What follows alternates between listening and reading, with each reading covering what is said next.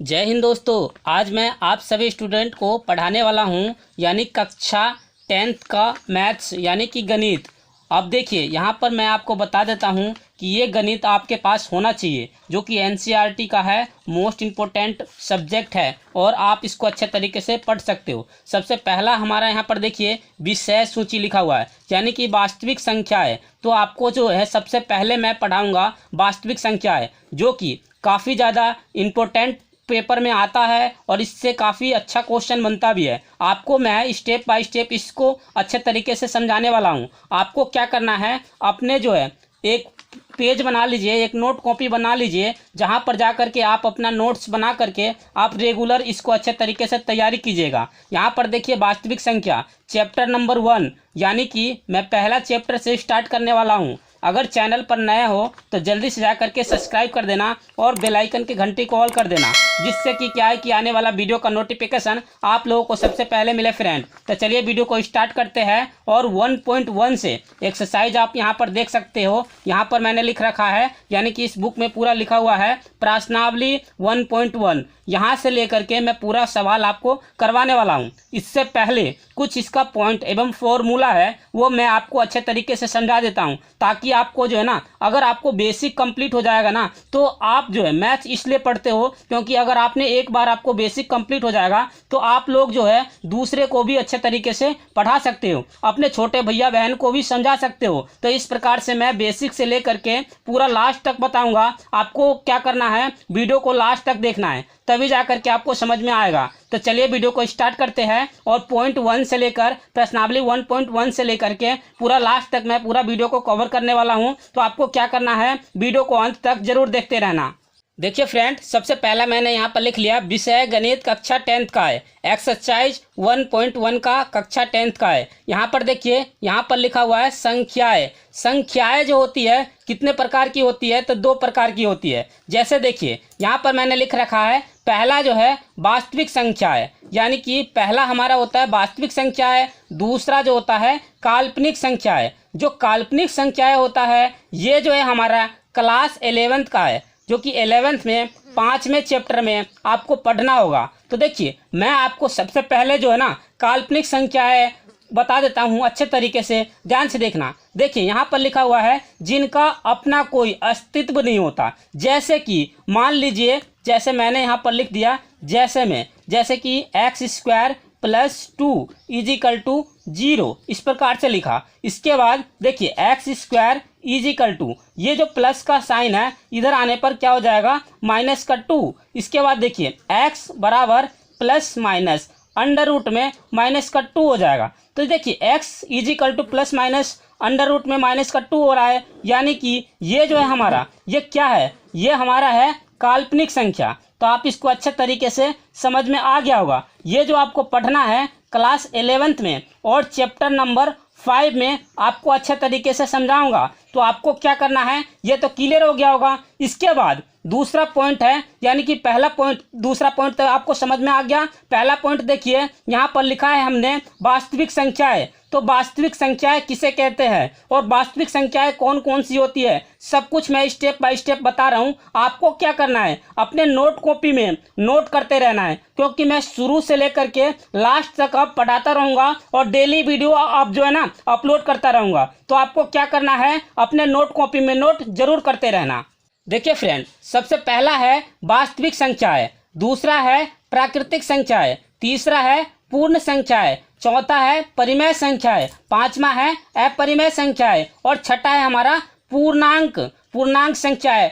क्या चीज़ है ये आपको अच्छे तरीके से बता देता हूँ। अगर आपको ये समझ में आ जाएगा ना, तो आप यानी कि एक्सरसाइज 1.1 को आप अच्छे तरीके से सॉल्व कर लोगे। तो देखिए मेन चीज़ यही होता है और ये समझाने का पर्पस ये है कि अगर आप अच्छे तरीके से समझ में आ जाता है, मतलब कि शुरू से लेकर लास्ट तक बेसिक आपका कंप्लीट हो जाएगा ना, तो आप कोई सा भी मैथ पढ़ लो आपको ईजी लगेगा। यानी मैथ एक ऐसा सब्जेक्ट है जो आप जो है ना, बस आपका फॉर्मूला यानी कि बेसिक चीज़ आपका कंप्लीट हो जाता है तो अच्छे तरीके से समझ में आ जाएगा।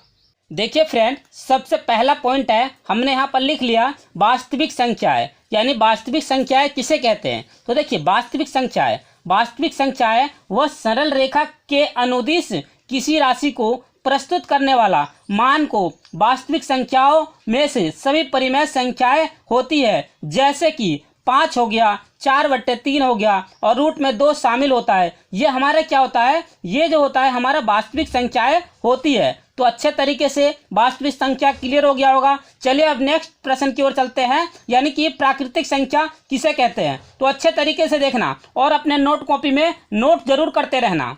देखिए नेक्स्ट पॉइंट है हमारा पॉइंट नंबर 2, यानी कि प्राकृतिक संख्या है, यानी कि नेचुरल नंबर। तो नेचुरल नंबर कौन सा होता है, आपको अपने नोट कॉपी में नोट करते जाना है, तभी जा करके आपको समझ में आएगा। देखिए मैं इसका परिभाषा वगैरह नहीं लिखवा रहा हूँ, बस आपको समझा रहा हूँ, तो आपको क्या करना है, समझते जाना है। जैसे देखिए, यानी कि एग्जाम्पल देखिए, n से नेचुरल नंबर। तो नेचुरल नंबर जो होता है हमारा 1 से लेकर के यानी कि अनंत तक होता है, यानी 1 2 3 4 5 6 7 8 9 10 11 12 डैश डैश डैश डैश अनंत तक, जो कि हमारा क्या होता है, प्राकृतिक संख्याएं होती है। तो अच्छे तरीके से आपको समझ में आ गया होगा। नेक्स्ट देखिए, नेक्स्ट पॉइंट है पॉइंट नंबर 3, यानी कि पूर्ण संख्या है। पूर्ण संख्याएं किसे कहते हैं, तो देखिए पूर्ण संख्या को W से प्रदर्शित करते हैं, यानी डिनोट करते हैं। तो यहाँ पर देखिए 0 + n, या आप इसको बोल सकते हो नेचुरल। n का मतलब नेचुरल, O का मतलब होल नंबर। तो आप देखिए यहाँ पर आपको समझ में आ जाएगा,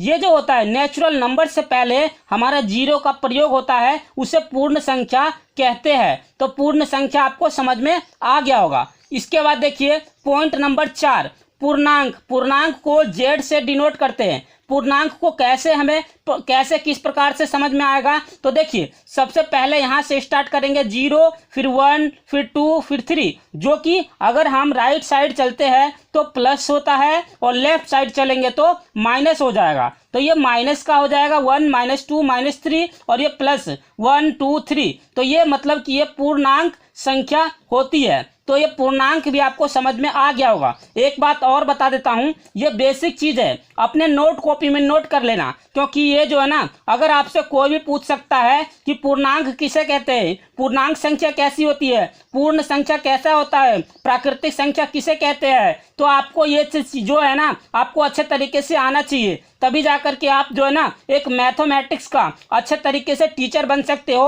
और मैथ्स में आप बट्टे में से बट्टर नंबर ला सकते हो। तो अच्छे तरीके से इसको नोट कॉपी में नोट जरूर कर लेना।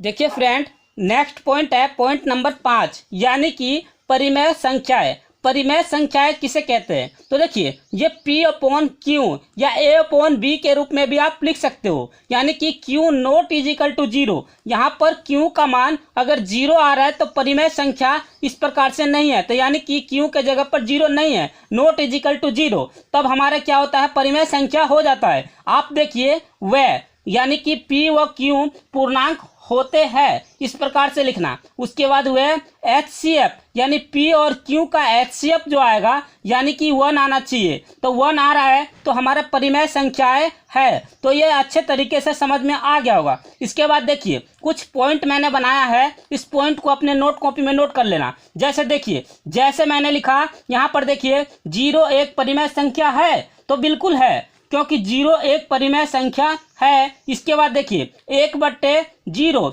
एक परिमेय संख्या है, तो ये बिल्कुल नहीं है। क्यों नहीं है, क्योंकि यहाँ पर देखिए ये P/ यानी कि P/Q, तो यहाँ पर देखिए Q naught is equal to 0 आ रहा है, तो यानी कि Q का मान 0 नहीं होना चाहिए, नहीं तो ये परिमेय संख्या होता। तो देखिए यहाँ पर 0 आ गया, इसीलिए परिमेय संख्या नहीं है। तो ये क्लियर समझ में आ गया। इसके बाद देखिए 2/4 एक परिमेय संख्या है, तो ये 2/4 एक परिमेय संख्या नहीं है। अगर हम इसको इस प्रकार से करते, जैसे कि मान लीजिए इसको 2 से काट दे, 2 एकम 2 और 2 दूना 4, तो अब इसको हम कहेंगे तो ये परिमेय संख्या है, लेकिन 1/2 परिमेय संख्या है, लेकिन 2/4 एक परिमेय संख्या नहीं है, क्योंकि ये जो है ना भ्रम वाला संख्याएं है, जो कि भ्रमकारी हो जाता है। इस प्रकार से ये जो संख्या है ये परिमेय संख्या है, बट ये 2/4 परिमेय संख्या नहीं है। तो क्लियर समझ में आ गया। इसके बाद देखिए 1/3 एक परिमेय संख्या है, तो बिल्कुल 1/3 एक परिमेय संख्या है। क्यों है, क्योंकि 1 जो है हमारा P का मान और Q इज इक्वल टू 3 एक परिमेय संख्या है। इस प्रकार से आपको समझ में आ गया होगा। चलिए अब नेक्स्ट पॉइंट की ओर चलते हैं और आपको स्टेप बाय स्टेप इसी प्रकार से समझा देता हूँ। देखिए फ्रेंड, नेक्स्ट पॉइंट क्या है? नेक्स्ट पॉइंट है पॉइंट नंबर 6, यानी कि अपरिमेय संख्याएं। अपरिमेय संख्याएं किसे कहते हैं? वह अभाज्य संख्या है जो स्वयं से विभाजित हो, वह परिमेय संख्या कहते हैं। जैसे मान लीजिए, अगर जो स्वयं से कट जाता है उसे अपरिमेय संख्या कहते हैं। जैसे देखिए, अगर रूट में 2 आ रहा है, रूट में 3 आ रहा है, रूट में 5 आ रहा है, रूट में 7 आ रहा है, इस प्रकार की संख्याएं आपको दिखेगा तो ये परिमेय संख्याएं होती है। इसके बाद चलिए अगला पॉइंट मैं बताता हूं, और आपको अपने नोट कॉपी में नोट जरूर करते जाना, क्योंकि 100% जेन्युइन तरीका बता रहा हूं, जो आपको जो ना कोई नहीं बताएगा। ये अगर आपको पता चल जाएगा ना, तो आप जो है ना मैथ में 4 चांद लगा दोगे और अच्छे तरीके से आपको समझ में आ जाएगा। देखिए फ्रेंड, नेक्स्ट पॉइंट है इसका, यदि 1.001001 ये अगर ऐसे इस प्रकार से लगा हुआ है तो इसको हम क्या बोलेंगे? अपरिमेय संख्या है। अगर यहाँ पर दूसरा पॉइंट है 1.3 बार, यानी कि इसके ऊपर एक डैश लगा दिया तो 3 बार, यानी हम इसको इस प्रकार से लिख सकते हैं 1.3333, यानी बार बार आ रहा है, इसको बार भी बोलते हैं। तो ये हमारा क्या होता है? परिमेय संख्या है। इस प्रकार से लिखा होगा तो अगर ये है तो ये हमारा परिमेय संख्या हो जाती है। तो ये समझ में आ गया। अब देखिए नेक्स्ट पॉइंट है हमारा यूक्लिड विभाजन परिमेय। तो यूक्लिड विभाजन परिमेय वाला फॉर्मूला बताऊंगा, उसके साथ ही साथ आप अपने नोट कॉपी में नोट कर लेना, और जो तरीका मैं बता रहा हूँ उस तरीका को फॉलो करना है, और अपने नोट कॉपी में पढ़ाई से संबंधित जितने भी बातें मैंने बताई है सब कुछ लिखते जाना है। और सवाल की ओर भी बताऊंगा जितने भी मोस्ट इंपॉर्टेंट है, यानी कि पूरा चैप्टर के बारे में बता रहा हूँ, तो अपने नोट कॉपी में नोट जरूर कर लेना। देखिए फ्रेंड, ये लास्ट पॉइंट आज का, अगर ये पॉइंट समझ में आ जाता है ना तो जितने भी सवाल बताऊंगा सब कुछ समझ में आ जाएगा। देखिए यहाँ पर मैंने लिख लिया है यूक्लिड विभाजन परिमेय। यहाँ पर देखिए किन्हीं 2 धन पूर्णांक a और b के लिए 2 पूर्ण संख्याएं r व q इस प्रकार होती है कि, यानी a = bq + r, जहाँ पर ये हम लिख सकते हैं b जो बड़ा है, यानी b हमारा बड़ा है r से और इससे, तो आप इस प्रकार से लिख सकते हो बड़ा या बराबर, और ये 0 बड़ा या बराबर = r और से बड़ा है b। इस प्रकार से आप लिख सकते हो। a को विभाज्य, b को भाजक और q को भागफल और r को शेषफल कहते हैं। मतलब कि आप इस प्रकार से इसको लिख सकते हो, a को भाज्य यानी a = और भाजक को b × भागफल को q और प्लस शेषफल को r लिख सकते हैं, यानी कि a = bq + r। इस प्रकार से आप लिख देना। और जब तक ये वाला मान, यानी कि जब हम यूक्लिड विभाजन का जो हम सवाल निकालेंगे उसमें हमारा यहाँ पर r = 0 जब तक नहीं आ जाता तब तक इस सवाल को सॉल्व करेंगे, तब जा करके हमारा क्या आ जाएगा, यानी कि HCF हमें प्राप्त हो जाएगा। तो इस प्रकार से आप अच्छे तरीके से अपना मैथ्स निकाल सकते हो। तो अगर अच्छे तरीके से समझ में आ गया होगा यहाँ तक, तो जल्दी से जाकर के वीडियो को लाइक कर देना। देन चैनल पर नए हो तो जल्दी से जाकर के सब्सक्राइब कर लेना, क्योंकि कल जो है 1.1 से लेकर के पूरा मैं सॉल्व करवाने वाला हूँ। आज तो बस केवल और केवल फॉर्मूला बताया है। अगर वीडियो अच्छा लगा होगा तो जल्दी से जाकर के लाइक कर देना। देन चैनल पर नया हो तो जल्दी से जाकर के सब्सक्राइब कर लेना और बेल आइकन को ऑल कर देना, जिससे कि क्या है कि आने वाला वीडियो का नोटिफिकेशन आप लोगों को सबसे पहले मिले फ्रेंड। तो चलिए वीडियो को समाप्त करता हूँ। जय हिंद, जय भारत, वंदे मातरम। Thanks for watching.